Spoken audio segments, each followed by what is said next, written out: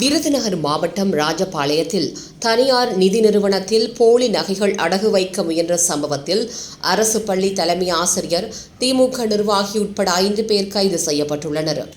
தென்காசி சாலையில் உள்ள தனியார் நிதி நிறுவனத்திற்கு தலைமை ஆசிரியர் குமார் என்ற குமரேசன் தனது நண்பர்கள் நகைகள் அடகு வைக்க வருவார்கள் என முன்பே தகவல் அளித்திருந்தார். பின்னர் வந்த நால்வர் கொடுத்த நகைகளை மேலாளர் பரிசோதித்த போது அவை அனைத்தும் போலி நகைகள் என்பதும் உறுதியானது. இதனை அடுத்து ஏரிய மேனேஜர்கள் மீண்டும் சோதனை செய்து மோசடியை உறுதிப்படுத்தினர். நெடுநேரம் காக்க வைத்ததால் சந்தேகமடைந்த ரமேஷ் என்பவர் தப்பியோடியுள்ளார். இதையடுத்து மேலாளர் நிதி நிறுவன ஊழியர்களின் துணையுடன் 4 பேரையும் பிடித்து தெற்கு போலீஸ் நிலையத்திற்கு அழைத்து வந்து நகைகளுடன் ஒப்படைத்துள்ளனர். இதையடுத்து வங்கிக்கு அனுப்பிய குமார் உள்ளிட்ட 5 பேரையும் போலீசார் கைது செய்துள்ளனர்.